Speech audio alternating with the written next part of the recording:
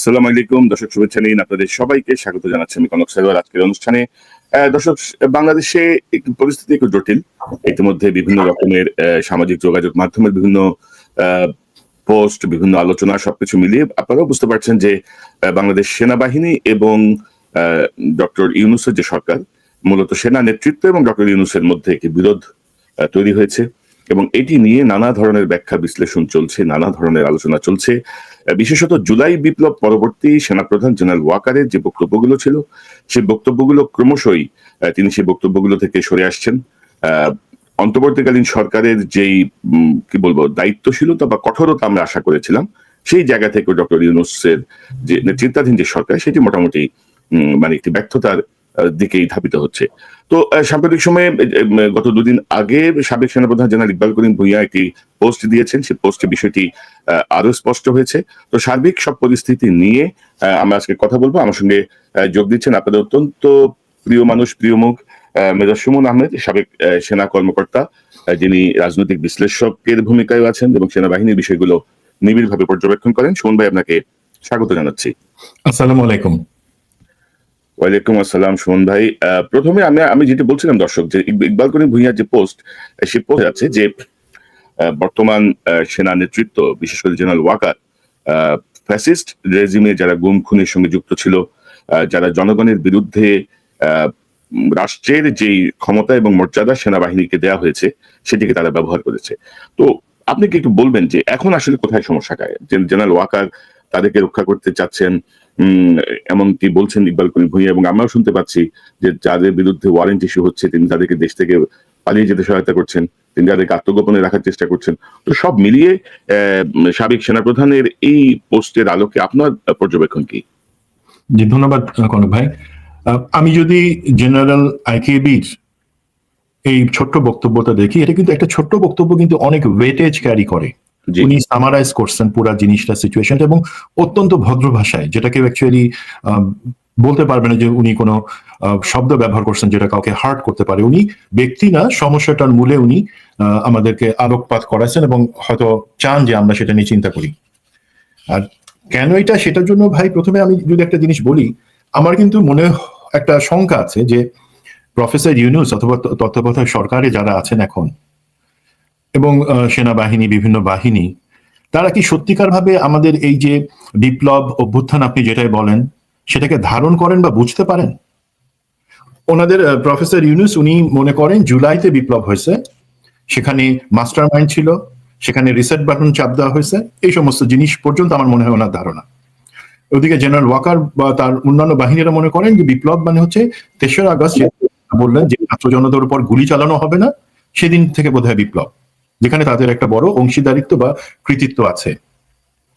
এর বাইরে গত 15 বছরে যে আমাদেরকে গরম তাওয়ার উপর বাংলাদেশের সমস্ত জনগণকে ফেলে রেখে ভাজা হয়েছে, যেই হিটটা, যে যন্ত্রণা, যে পারসিকিউশন, তার মধ্যে দিয়ে বাংলাদেশের প্রতিটা জনগণ, এই আমাদের রাষ্ট্রের প্রতিটা জনগণ গেছে এবং সিস্টেমেটিক্যালি তাদেরকে ধ্বংস করা হয়েছে, দেশটাকে ভারতের হাতে তুলে দেওয়া হয়েছে, এবং একই সাথে এই দেশে সেটা যারা প্রতিবাদ করছে তাদেরকে গুম, খুন এবং বিভিন্নভাবে নির্যাতন করা হয়েছে। সেই 15 বছরের জিনিসটা যদি ওনাদের মাথায় সত্যিকার ভাবে আসতো, বা ওনারা, আমরা অনেক সময় 71-এর চেতনা বা অন্যান্য কিছু বলি, আমরা যদি মনে করি 24-এর যে অনুভূতিটা, সেটা যদি ওনারা সত্যিকার ভাবে বুঝতে পারতেন, এই দুইটা জিনিস, একটা তো হচ্ছে জেনারেল আইকেবি যেটা বললেন যে গুম খুনের ব্যাপারে সঠিকভাবে, সঠিক তত্ত্বাবধানে বিচারটা হতে হবে একটা, আরেকটা কিন্তু ধরেন যারা বিভিন্নভাবে বঞ্চিত হয়েছে তাদের সেই বঞ্চনার প্রতিকার করাটা, এই দুইটা জায়গায় কিন্তু আমি মনে করি সরকার এবং বিশেষ করে সেনাবাহিনী তারা বিপরীত মুখে অবস্থানে আছে। তো প্রথম জিনিস, তারা যদি বুঝতে পারেন যে জুলাই কি ছিল, জুলাই শুধু ক্যালেন্ডারের 16 তারিখ থেকে আগস্টের 5 তারিখ পর্যন্ত না, তার বাদে অনেক কিছু, তাহলে আমার মনে হয় জিনিসটা তাদের জন্য, সবার জন্য সহজ হয়। এখন এইটাতে আসে স্পেসিফিকলি আপনি যেটা জিজ্ঞাসা করছেন, আমার মনে হয় জেনারেল ওয়াকার তার যথেষ্ট পরিমাণে স্টাফ আছে, তার জ্যাগ ব্রাঞ্চ আছে, জাজ অ্যাডভোকেট জেনারেল, যেখানে উনি বিভিন্ন উপদেশ পাইতে পারেন, টেকনিক্যাল জিনিস, আইনি ব্যাখ্যাগুলো উনি পাইতে পারেন, সেটার ওনার সুযোগ আছে। তেমনি ভাবে প্রফেসর ইউনূস, ওনার মন্ত্রিসভা আছে, মানে উপদেষ্টা পরিষদ আছে, ওনার বিভিন্ন বিভাগ আছে, সরকার, তারা ওনাকে এই জিনিসগুলোতে নিশ্চয়ই ধারণা দেন। এখন আমার যেটা মনে হয়, জেনারেল ওয়াকারকে যে সমস্ত বুদ্ধিমান কিছু বুদ্ধি দিতেছেন দুইটা অ্যাঙ্গেলে। প্রথম জিনিসটা হচ্ছে তারা বলবার চেষ্টা করতেছে যে সেনাবাহিনীর যে আইন আছে, যেটা আমাদের দেশের সংবিধানেরই একটা পার্ট, যে আর্মি অ্যাক্ট, সেখানকার সেকশন 94 এবং সেকশন 96, সেই অনুযায়ী তারা বলার চেষ্টা করতেছে, সেই অনুযায়ী যে কোনো অপরাধ যদি সেনাবাহিনী বা এটা এয়ারফোর্সের আছে, নেভিরও আছে এমনই আইন, আর্মি অ্যাক্ট, সেই অনুযায়ী যদি কোনো বেসামরিক জনগণের উপরে কোনো ক্রিমিনাল অ্যাক্ট করা হয়, সেই ক্ষেত্রে সেইটার বিচার দুইভাবে হতে পারে। এক হতে পারে বেসামরিক আদালতে, আর এক হতে পারে সামরিক আদালতে। সেখানে বলা আছে, এবং সেখানে স্পষ্ট করে বলা আছে হত্যা, ধর্ষণ এবং কালপেবল হোমিসাইড, যেটা নট ওয়ারেন্টিং টু ডেথ, সেটা কোনো বাহিনী করতে পারবে না, সেটা সরকারকে করতে হবে। এখন এই বিচারটা বাহিনী করবে নাকি সরকার করবে, আমাদের যে প্রচলিত আদালত আছে সেখানে হবে, সেটার সিদ্ধান্তটা নিবেন বাহিনী প্রধান না শুধু, এক্ষেত্রে যে কমান্ডার আছে উনি নিতে পারেন বলা আছে। ওনারা মনে হয় শুধু এতটুকু পড়ছেন বা বুঝছেন, বা জেনারেল ওয়াকারকে যারা বুঝাইছে তারা অতটুকু বুঝায়, বাকিটুকু আর বলে নাই। বাকিটুকু কি? বাকিটুকুতে পরিষ্কারভাবে বলা আছে, যদি এই ক্ষেত্রে বাহিনী বিচার করতে চায় এবং আমাদের প্রতিরক্ষা মন্ত্রণালয় বা রাষ্ট্র বা সরকার যদি মনে করে সেটা যথাযথ না, সেই ক্ষেত্রে সেটা বেসামরিক বা সাধারণ আমাদের যে আদালত আছে বা স্পেশাল ট্রাইব্যুনাল আছে সেখানে বিচারের যোগ্য। তখন প্রিভেইল করবে কোনটা? সরকারের সিদ্ধান্তটা। সরকার যদি, তো ওনারা অতটুকুই হয়তো জেনারেল ওয়াকারকে বলছেন যে কমান্ডার বিবেচনা করে সেটা সামরিক আদালত বা বেশ, হ্যাঁ 94 এর কথা বলছিলেন না? 94, 96, 94, 96 এখানে আমার তো অনেক অনেক পেজ আসলে আমি দর্শক দেখাতে, আমি আসলে এই আর্মি একটা পড়ার চেষ্টা করছিলাম। মানে আর্মি একটা আমি পড়তে পড়তে আমার মনে হচ্ছিল যে মানে একটা যা আছে তাও তো মানা হচ্ছে না অধিকাংশ ক্ষেত্রে। একটাই পরিষ্কারভাবে কিন্তু বলা আছে, হ্যাঁ বলা আছে যে এখানে প্রথম কথা বলা আছে যে হ্যাঁ সেই ক্ষেত্রে সেই বাহিনী প্রধান অথবা কমান্ডার, অধিনায়ক, উনি সিদ্ধান্ত নিতে পারবেন এবং সেটা জানাবেন প্রতিরক্ষা মন্ত্রণালয়। আমাদের তো এফডি থ্রুতে জানাতে হয়। বাট যদি সরকার মনে করে না যথোপযুক্ত বিচার, যেটা আইকেবি বলছেন যে যথোপযুক্ত কর্তৃপক্ষের মাধ্যমে হতে হবে, সেইটা সামরিক আদালতে না, সেটার ন্যায্য বিচারটা হতে হবে বেসামরিক আদালতে অথবা স্পেশাল ট্রাইব্যুনাল যদি কোনো সেট করা থাকে সেটাতে হতে হবে। তো সেই পার্টটা জেনারেল ওয়াকার তো নিশ্চয়ই জানেন। তিনি সেনাপ্রধান হয়েছেন, তিনি MS ব্রাঞ্চে ছিলেন, সেনা সদরে ছিলেন, ওনার 39 বছরের চাকরি। উনি যদি আজকে বলেন যে উনি আর্মি, এটা তো আমরা তো ভাই প্রেসিডেন্ট ছিলাম কিন্তু অনেকবার, আমি মনে হয় 50-এর উপরে প্রেসিডেন্ট ছিলাম। কিসের? কোর্ট অফ ইনকোয়ারি বা তদন্ত আদালতের। আমাদের প্রেসিডেন্ট হওয়ার সুযোগ আর্মি মাঝে মাঝে করে দেয় সবাইকেই। তো আমরা তো আমাদের অল্প চাকরিতে সেই জিনিসগুলো জানি যে কোনটা আছে। এটা তো ওনার না জানবার কোনো কথা না। তো উনি যদি এই, আমি যদি আপনার কাছে জানতে চাই যে জেনারেল ওয়াকারের আসলে সীমাবদ্ধতা কোথায়? মানে ধরেন আমরা যদি ওনার বিভিন্ন সময় যে বক্তব্যগুলো বিশ্লেষণ করি, মানে উনি দেখা যাচ্ছে ইসলাম ধর্ম, সৎ পথে থাকা, সঠিক কাজ করার ব্যাপারে তিনি গুরুত্ব আরোপ করেন। তো ইসলামী তো বলছে যে তোমরা সত্যের সঙ্গে মিথ্যাকে মিশ্রিত করো না, জেনে শুনে সত্য গোপন করো না। ন্যায় বিচারের প্রশ্নে নিজের পরিবারের সদস্যদেরকেও ছাড় দেওয়ার ব্যাপারে কঠোরতা দেখানো হয়েছে। এবং আমরা হযরত ওমরের বিচারের কাহিনী জানি, তার ছেলেকে তিনি কিভাবে বিচারের মুখোমুখি করেছিলেন। তো ওয়াকারের সাহেবের সীমাবদ্ধতা কি? মানে ধরেন যে ওনার কেন মনে হইলো যে এই অপরাধীদেরকে রক্ষা করাটা তার দায়িত্ব? মানে যে কোনো কারণেই হোক উনি 5ই অগাস্টের সাথে সম্পৃক্ত হয়ে পড়েছিলেন, ইচ্ছাই হোক অনিচ্ছাই হোক, বেকায়দায় পড়ে হোক, একেবারে উপায় না পেয়ে হোক। তো আমরা তো ওনাকে অন করতে চাচ্ছিলাম যে ওকে ফাইন, আপনি একটা ভূমিকা রাখছেন, আসেন। তো এরপরে কি হলো? এরপরে আমরা যা দেখছি আর কি, যে উনি ওনার দায়িত্বের বা ওনার যে ক্যাপাসিটি, সে ক্যাপাসিটির বাইরে যে বলছেন যে no if no but full stop, বিডিআরের বিচার কিন্তু থমকাই গেছে। তিনি তার মতো করে ঘুরে বেড়াচ্ছেন, তিনি চিফ জাস্টিসের কাছে যাচ্ছেন, তিনি ভারতের মন্ত্রীর সঙ্গে বৈঠক করছেন, ভারতের সেনাপ্রধানের সঙ্গে নিয়মিত কথা বলছেন। যেগুলোতে মনে হয় যে সরকার আসলে অনেক কিছু জানে না, সরকারের অনুমতির বাইরে তিনি একটা বিকল্প সরকার হয়ে গেছেন, এরকম অনেকেই মনে করেন। তো ওয়াকার সাহেবের সীমাবদ্ধতা কি মেজর সুমন? জেনারেল ওয়াকারের সীমাবদ্ধতার জায়গাটা আমার মনে হয় এটা স্পষ্ট, এটা এমন কিছু না। প্রথম কথা হলো, আমি কথাটা বলি, জেনারেল ওয়াকার আপনি জিনিসটা অন্যভাবে নেবেন না প্লিজ। আপনাকে যখন সেনাপ্রধান করা হয়, আমি যদি প্রফেশনাল এক্সেলেন্স বা যোগ্যতার যে মাপকাঠি থাকে, সেখানে যদি হয়তো একজন ভালো মানুষকে করা হবে, ঠিক আছে, শেখ হাসিনা আপনাকে করছে, বাট শেখ হাসিনা যখন আপনাকে পতিতা হাসিনা যখন আপনাকে সেনাপ্রধান বানালো তখন 2-3 জন যারা কথা বলছিল তাদেরকে পতিতা হাসিনা যে রিপ্লাইটা দিছিল সেটা আমি বলি যে না না ঠিক আছে, ইলেকশন তো হয়ে গেছে, এখন 3 বছর আর কোনো ইলেকশন নাই, সে থাকুক, তার একটা ভালো ক্লিন ভালো মানুষ হিসেবে ইমেজ আছে, আর আর্মি তো চালাবে আসলে মুজিব আর সাইফুল, মানে লেফটেন্যান্ট জেনারেল মুজিব এবং লেফটেন্যান্ট জেনারেল সাইফুল আলম যারা পলাতক। হাসিনা জানতো যে আর্মি সে ভিতরে ভিতরে চালাবে, তাদেরকে দিত। এখানে হাসিনা কেন এই কথাটা বলছে যে জেনারেল যে এককভাবে শয়তান সম্পূর্ণ নিজ ইবলিশ হওয়া, সেই যোগ্যতা ছিল জেনারেল মুজিব এবং জেনারেল সাইফুলের, স্বয়ং সম্পূর্ণ শয়তান বা ইবলিশ। জেনারেল ওয়াকার সেই জায়গায় সেই যোগ্যতায় আসেন না, তো তাকে বসে রেখে তাদেরকে দিয়ে চালানো হবে। তো এখন তো তারা তো চলে গেছে, ভেগে চলে গেছে, সেই জায়গায় আছে কে এখন? জেনারেল ওয়াকার একা আছেন। যে ইবলিশ গুলা চালানোর কথা ছিল, ইবলিশ গুলা পালা গেছে। তো জেনারেল ওয়াকারকে এখন কারা চালাচ্ছে? কিছু ব্রিগেডিয়ার জেনারেল এবং জেনারেল ওয়াকার কিন্তু আনফরচুনেটলি উনি লেফটেন্যান্ট জেনারেল যারা আছে, আমার মনে উনি ডিজিএফ এর উপদেশ বা ইনফরমেশন গুলো নেন কিনা আমার যথেষ্ট সন্দেহ আছে।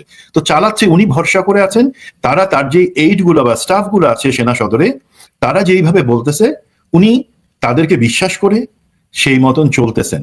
জেনারেল ওয়াকার, আপনার যথেষ্ট বুদ্ধি আছে, আপনি নিজের মতন চলেন, নিজের বুদ্ধিতে চলেন, তাহলে এই সমস্যা হবে না। এখন এখানে যেটা আমরা আলাপ করতেছিলাম কনক, সেখানে আসি যে এটা জেনারেল ওয়াকারে জানবার কথা যে আর্মি অ্যাক্ট সেকশন 94 through 96 কি বলা আছে। এরপরে আরেকটা জিনিস নিয়ে আসলে জেনারেল ওয়াকার কন্টেস্ট করছেন বা মুখোমুখি হচ্ছেন আমাদের অন্তর্বর্তী সরকার এবং বিশেষ করে প্রফেসর ইউনুস বা আমাদের আইসিটির সাথে, যে বিচারের জন্য যেই আদালত হয়েছে তাদেরকে তিনি বলতেছেন দেখেন আপনাদের তো গুমের ব্যাপারে বাংলাদেশে কোনো আইন এখন পর্যন্ত নাই, আগে ছিল না, বাংলাদেশ বা সেনাবাহিনী সেখানে কোনো গুমের আইন নাই, সুতরাং গুমের কোন আইনের অধীনে আপনি তাদের বিচার করবেন? এটা কিন্তু উনি হয়তো খেয়াল করেন নাই যে গুম সংক্রান্ত একটা আইন তৈরি হচ্ছে, যেটা আমাদের সংবিধানে সংযোজন হবে, মানে সেটা র্যাটিফাই হবে, আপাতত সুপ্রিম কোর্ট র্যাটিফাই করে দিবে এবং সেটা বলবৎ হবে। এখানে অবশ্য আমি সাইডলাইন একটু বলতে চাই, জনাব আসিফ নজরুল 9 মাস হয়ে গেল, আপনি ওই আইনটা বাইর করতে পারেন নাই। আপনি কি চান যে গুমের জন্য সুনির্দিষ্ট বিচার না হোক? আপনি আসিফ নজরুল কার কথায় চলতেছেন?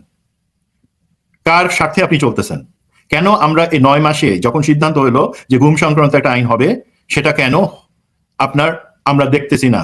আপনি জবাব দিবেন, আপনি জবাব না দিয়ে থাকতে পারবেন না। জবাব যদি না দেন, লোকে তখন আপনাকে এর থেকে খারাপ ভাবে প্রশ্ন করবে যে কোথা থেকে আপনার খাবারটা আসে এবং কোন পথে আপনি সেই খাবারটা খান।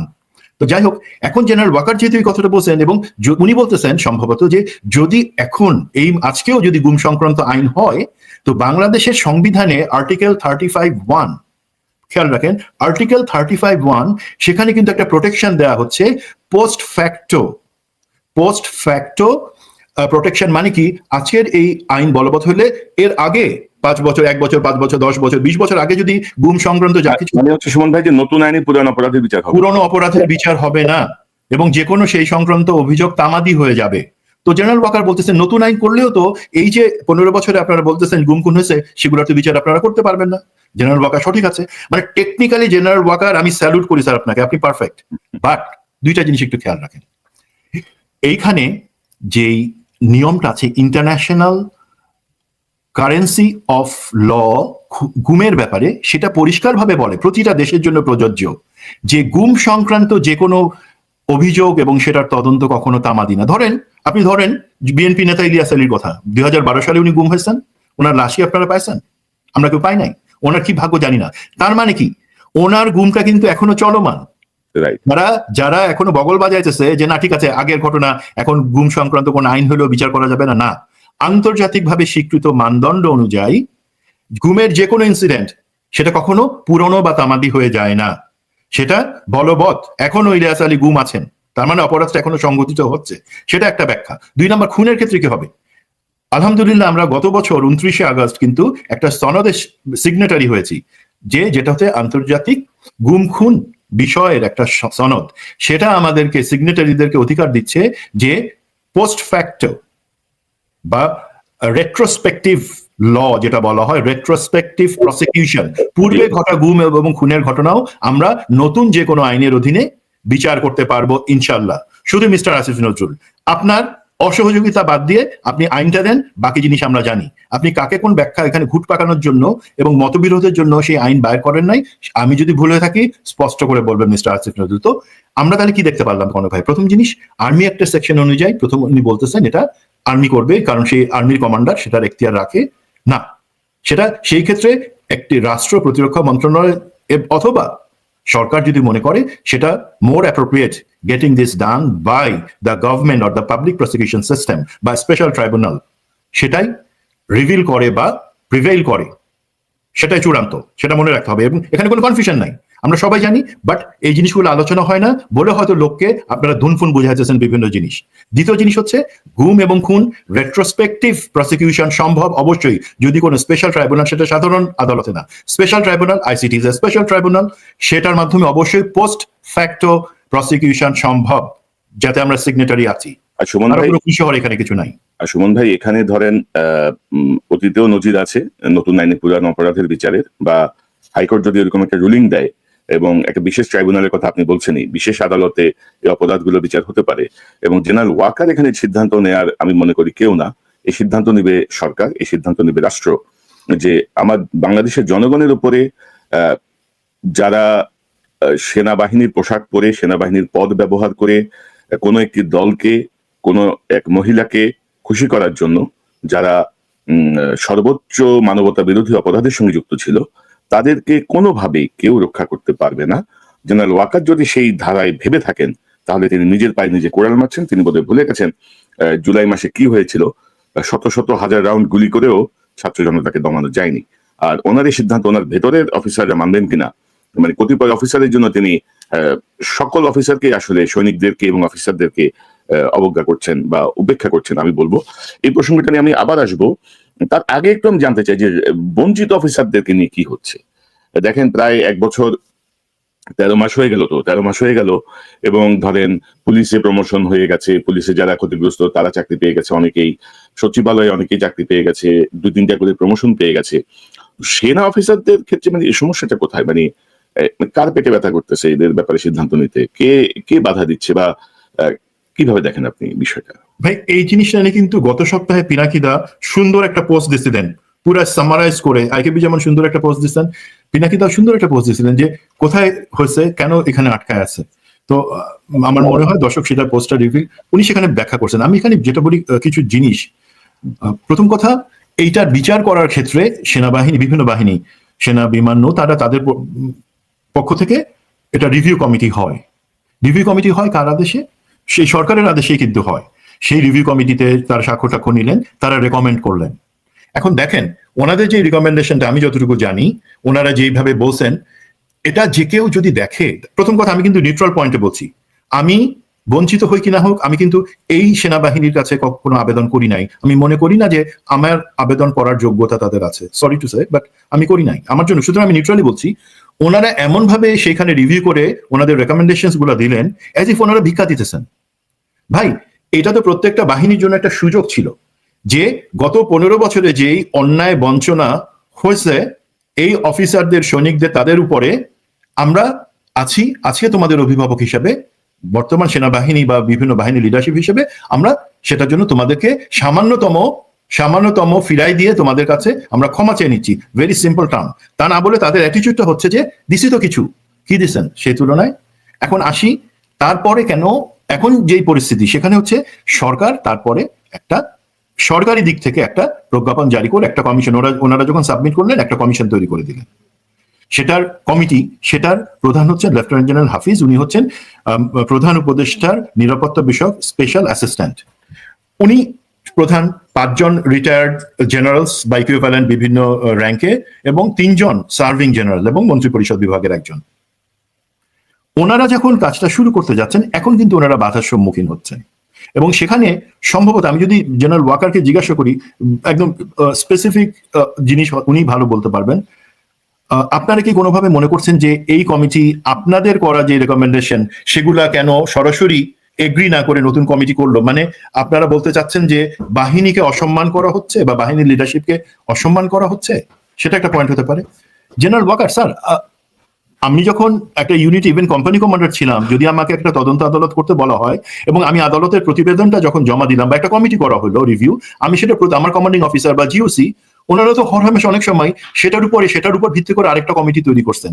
হায়ার অথরিটির সবসময় এখতিয়ার থাকে, তারা যদি মনে করে এর থেকেও আরো বেটার ওয়েতে সেইটা করা যায়, আপনাদেরটা সম্মান করি, আমি কি সে তখন সেনাপ্রধানের কাছে লাভ দিয়ে বা পায়ে পড়ে কান্নাকাটি করছি, স্যার দেখেন আমার কমিটির উপরে আরেকটা কমিটি কেন সিও করলো, কেন ব্রিগেড কমান্ডার আমার কমিটির উপরে ওনার নিজস্ব আরেকটা কমিটি করলেন? এটা নিয়ম। এবং প্রজ্ঞাপনের মাধ্যমে, স্যার আপনার কমিশন হয়েছে বাংলাদেশ মিলিটারিতে একটা রাষ্ট্রের প্রজ্ঞাপনের মাধ্যমে, আপনি সেনাপ্রধান একটা প্রজ্ঞাপনের মাধ্যমে, বিভিন্ন কমিটি হয়, যে কমিশন হয় প্রতিটা প্রজ্ঞাপনের মাধ্যমে হয়। সেই প্রজ্ঞাপনটা যখন দেশের সর্বোচ্চ অথরিটির কাছ থেকে আসে, সেটা আপনি আমি মানতে বাধ্য। আজকে যদি আপনি বলেন যে আপনি প্রধান উপদেষ্টার বানানো কমিটি, যার প্রধান, যেটাকে ইনফ্যাক্ট হাফিজ কমিটি বলা হয়, সেটাকে মানতে নারাজ, বা আপনি আপনার অফিসারদেরকে, এই অ্যাডজুটেন্ট জেনারেল অফ আর্মি এবং 3 সেনা বিমান বাহিনী সেক্রেটারি এবং নৌবাহিনী সেক্রেটারি, তাদেরকে আপনারা বাহিনী প্রধানরা যদি সেখানে যাইতে নিরুৎসাহিত করেন, এটা তো আপনারা ইনসাবঅর্ডিনেশন করতেছেন, চূড়ান্ত অবাধ্যতা করতেছেন সরকারি আদেশের। তাহলে আপনারা যদি আজকে কি এক্সাম্পল সেট করতেছেন আপনাদের আন্ডার কমান্ডের সাথে? আপনি যদি আজকে প্রফেসর ইউনূসের আদেশ না মানেন, আগামীকাল যদি একজন জিওসি বা একজন ইউনিট অধিনায়ক আপনার আদেশ না মানে, আপনার কি কিছু বলবার থাকবে? আপনি তো পথ দেখাচ্ছেন স্যার, আপনি তো তাদেরকে শিখাচ্ছেন কিভাবে উপরস্থ কমান্ডারের আদেশ না মানা যায় বা সেটার এগেইনস্টে দাঁড়ায় যাওয়া যায়। প্লিজ স্যার, আমি যদি আপনাকে কথাটা এইভাবে বুঝাই বলতে পারি ভালো।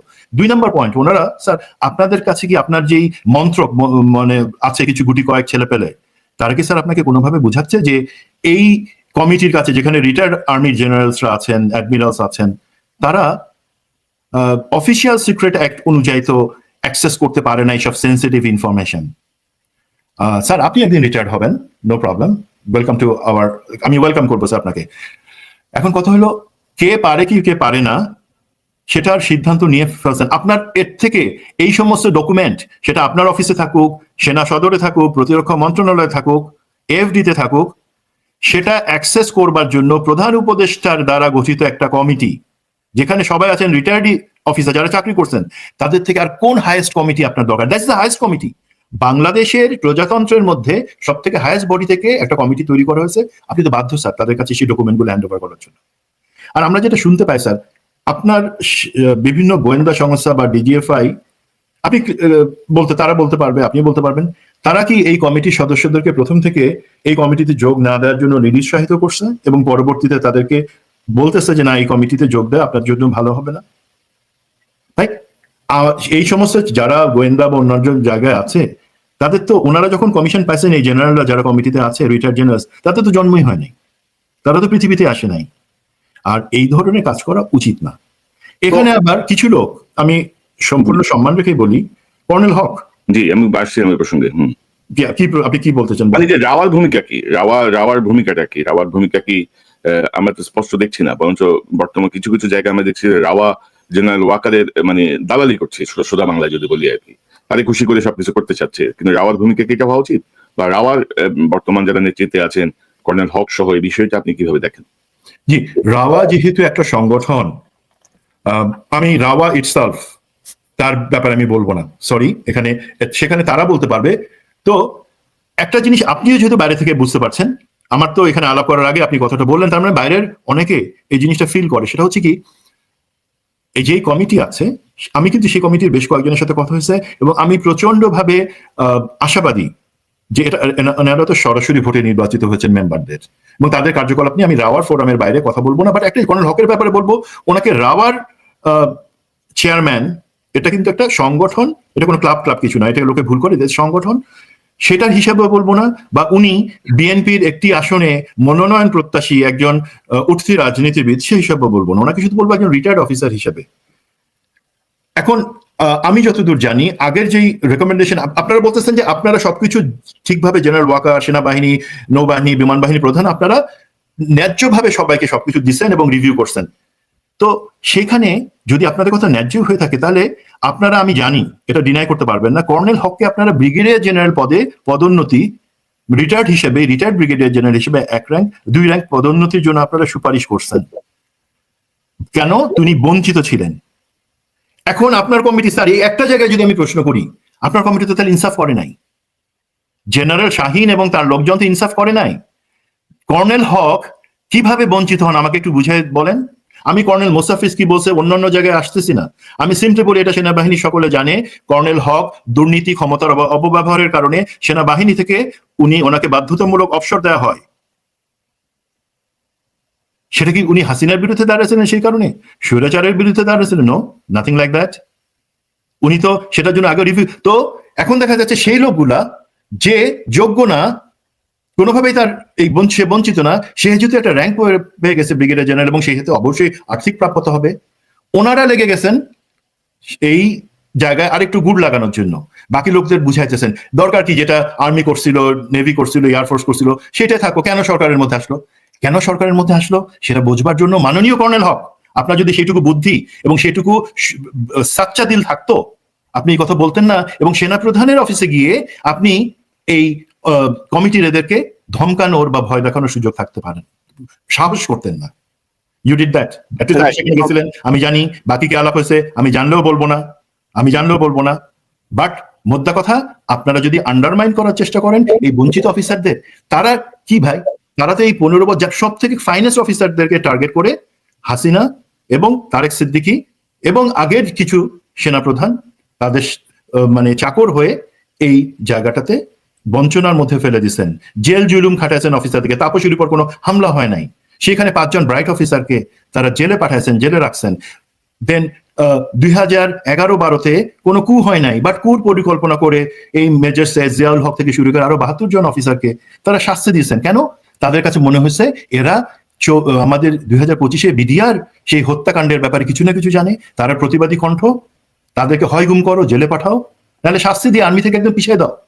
এর বাদে একটা জিনিস একই সাথে আমি বলতে চাই, আমরা তো বলি বঞ্চিত অফিসারদের কথা, যারা রিটায়ার্ড সার্ভিং যে অফিসার, যাদেরকে আপনারা এই সমস্ত শাস্তি দিয়ে যারা প্রতিবাদী কণ্ঠ পিছিয়ে রাখছেন এবং একসময় তারা বাধ্য হয়ে রিটায়ারমেন্টে চলে যাবে, তাদেরটা রিভিউ আপনি কেন করতে দিতেছেন না? তারা যোগ্য সেই কারণে, তারা তাদের যোগ্যতার কারণে তারা এই আওয়ামী লেসপেন্সার যে সমস্ত লিডারশিপ উপর উঠে আসতেছে তাদেরকে সরাই তারাই উপর উঠে আসবে সেই কারণে। এই নাইনসাফি করেন না। সরকার যেই কমিটি করে দিছে সেটাকে কাজ করতে দেন। আপনার অ্যাডজুটেন্ট জেনারেল চামে 2 দিন হলো সে অ্যাডজুটেন্ট জেনারেল হয়েছে, এবং বাকি যারা আছে তাদেরকে বলেন জয়েন করতে, আদারওয়াইজ তারা সেই কমিটিতে জয়েন না করা কিন্তু ইনসাবঅর্ডিনেশন বা অবাধ্যতা, আদেশের উপরস্থ কমান্ডার বা সরকারের আদেশের অবাধ্যতা, সেটারও কিন্তু কোনো না কোনো একদিন শাস্তি হবে। মেজর সুমন, আমি জেনারেল হাফিজের হাফিজের নেতৃত্বে যে কমিটি ডক্টর ইউনূস করে দিয়েছেন সেখানে কাজ করছি। আমি আশা করি খুব সহজে আরো বিস্তারিত তথ্য সহ সামনে আসতে পারবো। তবে আমরা অনুষ্ঠানের শেষ দিকে মেজর সুমন, ধরেন এই পরিস্থিতি যেটা, আমি মনে করি যে জেনারেল ওয়াকার যদি অপরাধীদের প্রতি তার যদি এত ভালোবাসা থাকে, তিনি আসলে এই অপরাধীদেরকে রক্ষা করতে পারবেন না, তার এই পদ থেকে নিজেই সরে যাওয়া উচিত। ডক্টর ইউনূস, আপনি যদি জেনারেল ওয়াকারকে সরাইতে না পারেন, আপনি সহ বিদায় নিয়ে নেন। ভাই, জুলাই বিপ্লব এত রক্তপাত এমনি হয় নাই। আপনারা এরে মানবেন, ওরে মানবেন না, এরে ডরাবেন না, এইসব নাটক দেখার জন্য আসলে এত ছাত্র জনতা রক্ত দেয় নাই। এবং আপনারা যদি ঘুরে ফিরে যদি মনে করেন যে আওয়ামী ফ্যাসিবাদকে জাতীয় পার্টির মাধ্যমে হোক, অন্য কোনো ফরম্যাটে হোক, তাদেরকে পুনর্বাসন করবেন, তাদেরকে নিয়ে আসবেন, সেটা আসলে একটা বোকার স্বর্গে আপনারা বাস করবেন। না পারলে দায়িত্ব ছেড়ে দিয়ে বিদায় নেন। কোনো ধরনের কি বলবো স্বজনপ্রীতি, কোনো ধরনের ইউনিফর্ম প্রীতি আমরা দেখতে চাই না, আমরা চাই ন্যায় বিচার। তো এই যে জেনারেল ওয়াকারের যে ভূমিকা, আপনি জানেন যে আমরা যখন কিছু বলি বা কেউ যখন কিছু বলে সেনাবাহিনীর ভাবমূর্তি, গত 15 বছরে অর্থাৎ 2009 থেকে এই 5ই আগস্ট 2024 পর্যন্ত সেনাবাহিনীর যে অবস্থান ছিল সেটা একেবারে শূন্যের কোঠা নেমে এসেছিল। মানুষের আস্থার জায়গা বলেন, শ্রদ্ধার জায়গা বলেন, ভালোবাসার জায়গা বলেন, 5ই আগস্ট থেকে সেই প্যারামিটারটা আবার একটু উপরের দিকে উঠছিল, কিন্তু সেটাকে আবার ডাউন করে দেওয়া হচ্ছে। কথিত সেনাবাহিনীর ভাবমূর্তির নামে সকল অন্যায়কে মেনে নিচ্ছে জেনারেল ওয়াকার সহ একটি গ্রুপ। এটা নিয়ে আপনি কি বলবেন? অর্থাৎ এই যে আমাদের ধরেন সেনাবাহিনীকে আমরা যে জায়গাটা দেখতে চাই, এর মাধ্যমে কি সেটা সম্ভব? সেনাবাহিনী যারা মিড লেভেলের অফিসার আছেন, যারা সৈনিক আছেন, মানে উপরের দিকের 20-25 জন বাদে, তাদের মধ্যে কি প্রতিক্রিয়া হচ্ছে, বা আপনার সঙ্গে অনেকে যোগাযোগ আছে, বা আপনি যদি বিষয়টা একটু বলেন যে কি মনে করেন? আমি জাস্ট রেফার করি 2 দিন আগে ইলিয়াস একটা প্রোগ্রাম করছে, মেজর সৈয়দ জিয়াউল হক, যে দেশে ফিরতে পারতেছে না, তার নামে 3টা হত্যা মামলার রায় বা অন্যান্য জিনিস দিয়ে তাকে মৃত্যুদণ্ড দিয়ে পর্যন্ত দিয়ে দেওয়া আছে এবং তাকে জঙ্গি হিসেবে ট্যাগ করা হচ্ছে, যেটা সম্পূর্ণ একটা ভুল জিনিস। সেই আলোচনাতে অনেকে আসছিলেন। আমার একটা সার্জারি ছিল, সেই জন্য আমি জয়েন করতে পারি নাই, বাট সেখানে কিন্তু ওই কথাটা উঠে আসছে। আমি অবশ্যই, আমার যথেষ্ট সম্মান আছে ব্রিগেডিয়ার জেনারেল আমানুল্লাহ আজমি, ওনার প্রতি। উনি কিন্তু গুম ছিলেন অনেক বছর, সব থেকে বেশি বছর। তো উনি ইলিয়াসের যে হেডলাইন ছিল, টপিক হেডলাইন, সেখানে উনি প্রতিবাদ করে বলছিলেন, আমি হয়তো আমিও প্রতিবাদ করতাম যে বলা হচ্ছে দেশদ্রোহী সেনাবাহিনী। দেশদ্রোহী সেনাবাহিনী তো যেটা তো উনি বলছেন সেটা তো দেশপ্রেমী সেনাবাহিনী, এবং আপনি কিছু কতিপয় less than 1% of the arm forces officers তাদের করা কাজের জন্য, এবং সেটাও তারা করছেন তারা যখন সেনাবাহিনীতে ছিলেন না, র্যাব, ডিজিএফআই, বিজিবি এই সমস্ত জায়গায় প্রেষণে স্বরাষ্ট্র মন্ত্রণালয়ের আন্ডারে বা প্রতিরক্ষা মন্ত্রণালয়ের আন্ডারে থাকা অবস্থা করছেন। তার জন্য সেনাবাহিনীকে কেন দায়ী করা হচ্ছে, ওনার পয়েন্ট হচ্ছে এইটা। এবং আমি জানি আমাদের ম্যাক্সিমাম সেনা সদস্য হয়তো এই ধারণাটা পোষণ করে, অন্তত এইটুকু পোষণ করে যে অ্যাজ এ হোল কেন সেনাবাহিনীকে আমরা আজকের দিনে এসে গালি দিচ্ছি। আমি এই সেন্টিমেন্টটা বুঝি এবং সম্মান করি, বাট একই সাথে আমি একটু জিনিস ক্লিয়ার করতে পারি। প্রথম জিনিস হচ্ছে, কোনো ভাই আজকে থেকে 6 মাস আগে কি আমরা কখনো দেশপ্রেমিক সেনাবাহিনীর বদলে দেশদ্রোহী সেনাবাহিনী বলি নাই? না, আপনারাই তো আস্তে আস্তে সেই জায়গায় আপনাদেরকে প্রমাণ করতেছেন। আমরা যতই বলতে চাই দেশপ্রেমিক সেনাবাহিনী, প্রতিটা কাজে ফুল স্টপ দেয়া, নো ইফস অ্যান্ড বাটস থেকে শুরু করে আপনি এখন দিচ্ছেন না বিচার করতে, আপনি এখন দিচ্ছেন না যারা এই সেনাবাহিনীর অফিসার হয়তো 2009 তখন কোথায়, বাকি কোথায় কি ছিল, পলিটিক্যাল পার্টি কোথায় ছিল? 2009 সাল থেকে যখন সেনাবাহিনীর অফিসাররা তাদের রক্ত দিয়ে, তাদের জেল দিয়ে, লাইফ দিয়ে এই স্বৈরাচারী সরকারের বিরুদ্ধে দাঁড়ায় উঠছিল, প্রতিবাদী কণ্ঠ ছিল, পলিটিক্যাল পার্টিও তো কোথাও ছিল না, তারা তো আরামে এসেছিল তখন। তো তাদেরকে আপনারা সম্মান দিচ্ছেন না, তাদেরকে আপনারা মনে করতেছেন দয়া ভিক্ষা করবেন। তাহলে পাবলিক পারসেপশনে দেশপ্রেমিক থেকে কিভাবে আস্তে আস্তে দেশদ্রোহী হয়ে আসলো, সেটা কার কারণে? পাবলিক কি চিল্লাইতেছে গণ কি দেশদ্রোহী বলে হঠাৎ করে গান শুরু করে দিচ্ছে? তা না। বা ইলিয়াসকে এমন করতেছে? Not that. আমরা বোঝানোর চেষ্টা করতেছি, ভাই আপনারা যদি এইভাবে ভুল স্টেপ, গণবিরোধী, দেশ বিরোধী স্টেপ গুলাতে থাকেন আপনাদের লিডারশিপ, তাহলে তো লোকে বলবেই। এখন চাওয়াটা কি, প্রত্যাশা কি? যদি আমাদের 99% অফিসার তারা দেশপ্রেমিক হয় এবং এই সমস্ত গুম খুনের সাথে জড়িত না থাকে, কোনো খারাপ কাজের সাথে জড়িত না থাকে, যেটা আমি বিশ্বাস করি এবং করতে চাই, ভাই আপনারা কিভাবে সাপোর্ট করতেছেন? থাকতে চাপ প্রয়োগ কেন করতেছেন না এই লিডারশিপকে? দেখো লাইনে আসো, লাইনে না আসলে পরে তোমরা আমাদের কাছ থেকে সম্মান পাবে না। তুমি আজকে যেমন প্রফেসর ইউনূস বা অথবা দেশের কথা অথবা শহীদদের আত্মত্যাগের কথা ভুলে গিয়ে তার বিরোধিতা করতেছো, আমরাও আগামীকাল যারা সার্ভিং এবং রিটায়ার্ড আছি, আমরা তো তোমার কথা শুনবো না। তুমি আমাদেরকে পথ দেখাচ্ছ, আমরা তাহলে সেই পথেই চলি। এখন এখানে আরেকটা জিনিস আছে, যে পয়েন্টটা উঠে আসছিল ইলিয়াসের আলোচনাতেই, যে তারা তো র্যাব, ডিজিএফআই এবং বিজিবিতে থাকা অবস্থায় এগুলো করছে, সুতরাং সেই জন্য আর্মি লিডারশিপকে দোষ দেওয়া দরকার। ভাই আপনি স্কুলে গেছেন ছোটবেলায়, হঠাৎ করে তার পিএইচডি করেন নাই। হ্যাঁ, আমিও গেছি, আমার স্কুলটা ছিল স্ট্রিক্ট সেন্ট গ্রেগরিজ। তো সেখানে যদি আমি স্কুলে থাকার সময় কারোর সাথে কোনো মারামারি করতাম, ফুটবল খেলতাম, মারামারি হওয়া স্বাভাবিক, আমার প্যারেন্টসকে ডাকতো পরের দিন, প্যারেন্টস সহ এমন করে কান ধরে ফাদারের এখানে এমন করে দাঁড়ায় থাকতাম এবং আমার শুনানি চলতো, কেন এটা করছো? তো স্কুলের টিচার আমাকে, আমি যদি মনে করেন, জিনিসটা চিন্তা করেন, আমি স্কুলে থাকি কি আমি ক্লাবে গিয়ে যাই করি না কেন, আমি একটা ছেলে, দিন শেষে কিন্তু শাস্তি এবং তাকে শাসন করার দায়িত্ব কার? প্যারেন্টের। আমাদের পয়েন্টটা হলো সেখানে সে বিজিবিতে গেছিল, বিজিবি একটা স্কুল, সে ডিজিএফআইতে গেছিল একটা স্কুল, সে র্যাবে গেছিল, র্যাব স্কুলে গিয়ে সে ঘটনা ঘটেছে। দিন শেষে প্যারেন্ট মানে বাহিনী, আর্মি, নেভি, এয়ারফোর্স, তোমাদের কাছেই কিন্তু তাদেরকে পাঠানো হয়। কিসের জন্য? তুমি তার বিচার করবা। এখন আমি যদি সেই বিচার না করি, আমি যদি তাকে আরো প্রশ্রয় দিই, জনগণ তো তখন, আমি একটা সিম্পল অ্যানালজি দিলাম লোকের বুঝবার জন্য, যে বলা হয় না সে তো ওইখানে থেকে করছে, ওইখানে থেকে করছে, তুমি তখন বিচার করতে পারো না কেন?